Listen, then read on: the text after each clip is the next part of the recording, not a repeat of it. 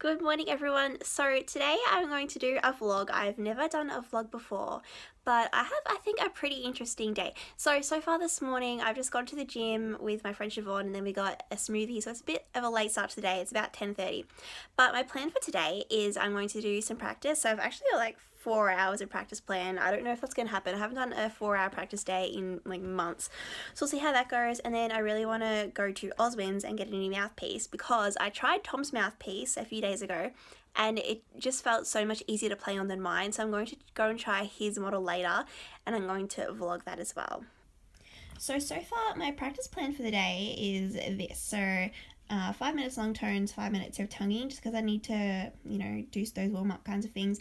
And then I just started working on the Templeton yesterday and the Kovacs yesterday. And then I wanted to work on some kind of technique stuff. So TTS is Tone Technique and Staccato. It's a really cool book that has like scales and like tricky fingering exercises and obviously like staccatos and stuff like that. And then I have an hour where I want to do a recording. I'm not going to tell you what that is because that video will be out soon, but it's a really beautiful piece and I actually want to spend a lot of time on it, making sure I get the intonation to be really good.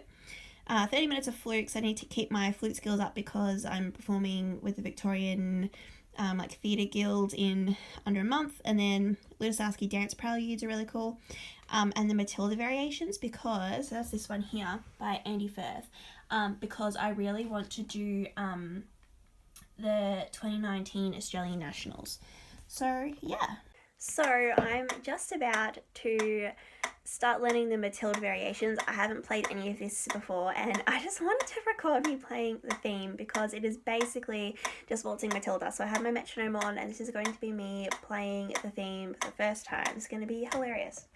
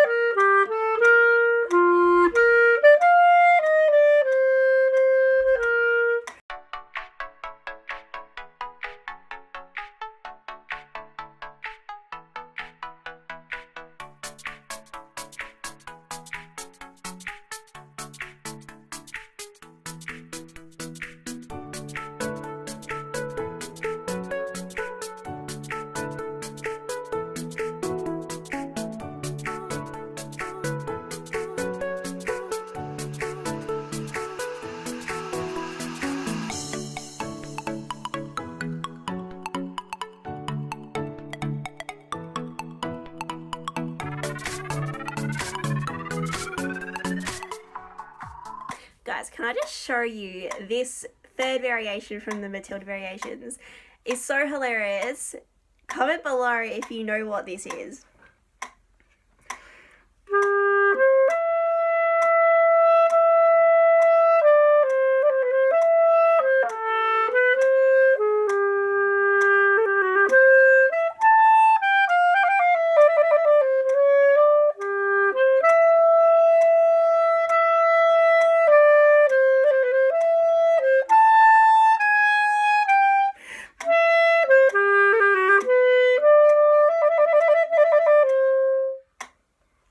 Alright, so I just finished doing 1 hour of clarinet, so I've done the Kovacs and the Matilda Variations, and I've just done half an hour on flute, well a bit less than half an hour actually because my arm was actually getting pretty sore, so I'm like, I'm going to stop because that's not normal. So now I'm thinking I'm going to have a break and I'm going to head on down to Oswin's to go and try mouthpieces. So I'm probably going to film me trying a few, and then maybe I can give you guys some tips on what exactly I'm looking for when I'm trying these mouthpieces. Alright guys, so I'm at Oswin's and I've chosen this one. So I didn't film all of it because I need to use my tuner and my phone is running a bit flat because I'm a potato. But I'm choosing this one and I'll tell you at home why I'm going to choose these. So basically I was like, these three are gone and it was between these two and I chose this one and I'll tell you guys about that later. So I have the mouthpiece, we are at home and I am so excited to just start playing with it. I want to sit down and compare it to my M30 Lyre and just, figure out the differences. I'm really keen just because everything on this mouthpiece was just so in tune and I love it, and I'm really keen because I had to get some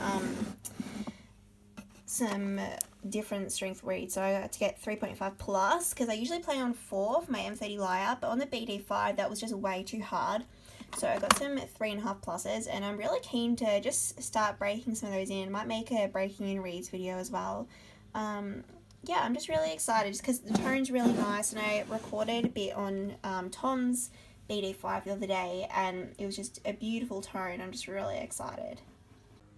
Alright guys, so here is my new mouthpiece, the BD5. This is a 13 series, so basically the 13 series is just a tiny bit longer than the non-13 series. So the 13 series is supposed to be A equals 440, and the other ones are supposed to be A442, but in Australia we play at 440. And I have been pretty sharp actually on my M30 Lyre. Like, I've always been quite pulled out in my barrel, and then my cork isn't like expanded enough, so it get pushed in as I was playing, which was a real pain in the butt. But that was also a 13 series. But then I tried this one, and it was actually like spot on. So basically what I'm looking for when I'm trying new mouthpieces, I tried 5 today. First thing I'm looking for is just the sound. So I tried a few mouthpieces that weren't Van Doren's last week, and like I just played a couple notes and I was like I really didn't like the sound of it. Like it didn't feel right when I was playing it.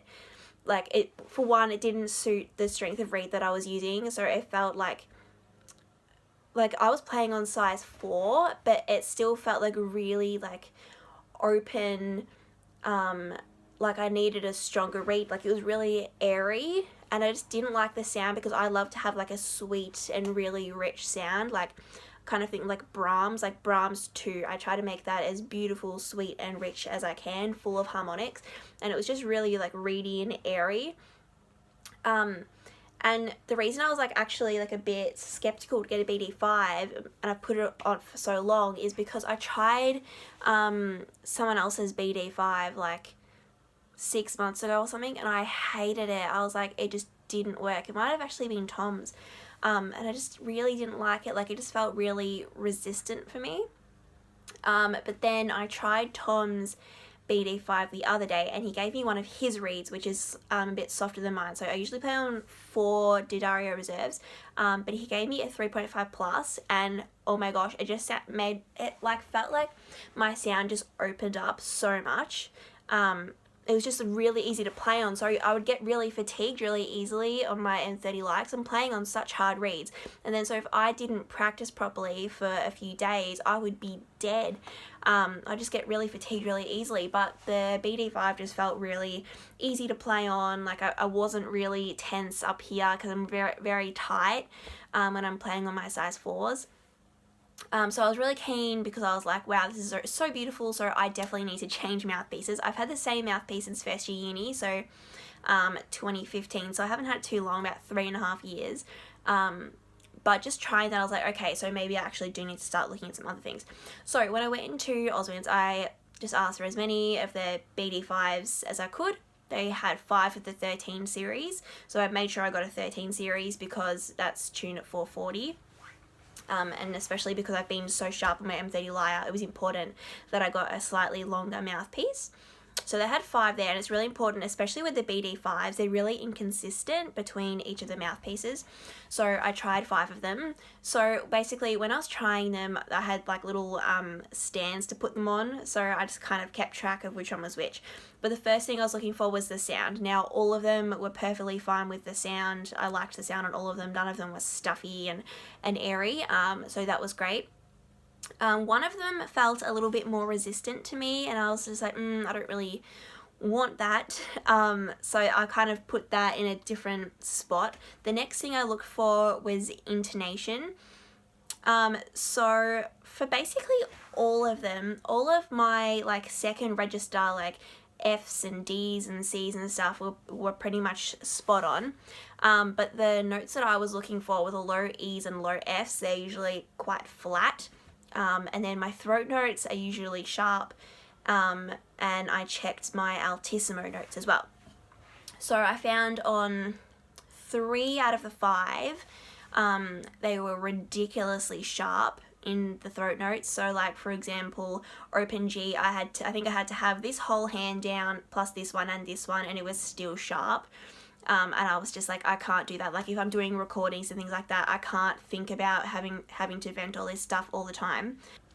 I really wanted something in tune there. And then they also a bit off, especially on low F. So the throat notes are a bit of an issue. Also, I was like playing up high. I usually sit quite flat when I'm playing my high C, which is just something that I need to work on.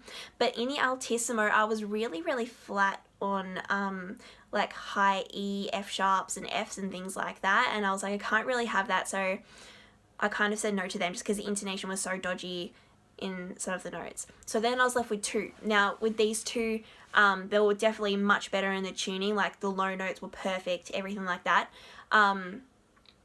They were both still a little bit flat up in the altissimo, but I honestly think that's a Laura issue, that's not a Mouthpiece issue.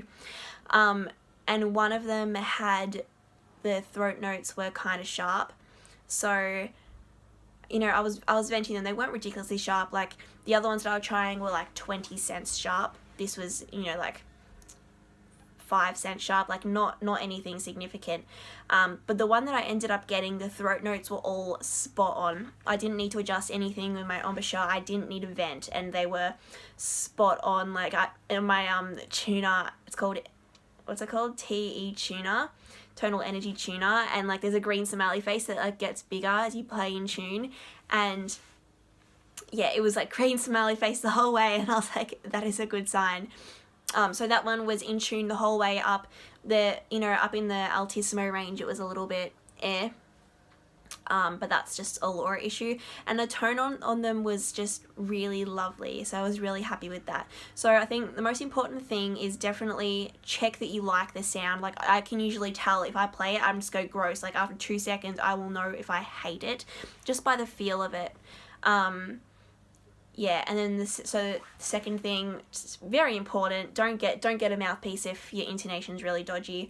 So look for the intonation. And then the third thing, say if you have all of them, say if you have like 3 that have perfect intonation, they all sound good, then the spot for little differences in the tone, or you know, things like that, just in the sound or how it feels. So that's what I would look for when trying a Mouthpiece. So I'm really excited to play this new BD5 13 series. And compare it to my old Mouthpiece. So I'm excited to start playing on some softer reeds as well. But I definitely think it's really important to actually like match your reeds to your Mouthpiece as well, because they're all very different. So I was put off by the BD5 because it didn't match my size 4 reeds, and I think my size 4 reeds just fit my M30 lyre better, because I like to have that sweet sound, and the size 4 is what got that for me. But on the BD5 I need to go down, otherwise it's so fatiguing on my embouchure, so I need to go down. So find a Mouthpiece that works, and then you can always adjust your reed sizing to try and get it to be, you know, whatever's best for you. I don't think that there's one Mouthpiece that suits everyone. It's all different depending on your taste, your model of your clarinet, your brand, your embouchure, how long you've been learning for, things like that. So I don't think there's not like one Mouthpiece fits all. You kind of got to just try them all and see what works best. But also once you find the brand and the model that you want, try a few of them, because there can be little inconsistencies in them as well. Yeah, so look for sound, how it feels, intonation, things like that. So spend as much time as you can. I usually bring in some pieces that I know really well when I'm trying Mouthpieces. So today I brought in the Brahms sonatas, I brought in Homage de Fire, and Oblivion by Piazzolla, just because then I could get the expressive stuff from the Brahms. I could get, you know, gliss it. I had to put a gliss in the Oblivion so I could test that kind of stuff. You know, test staccatos, test scales, test your lower register, your higher register, long notes, you know, everything like that. Just test a big variety and check everything's in tune and sounding good, and that's how you pick a Mouthpiece.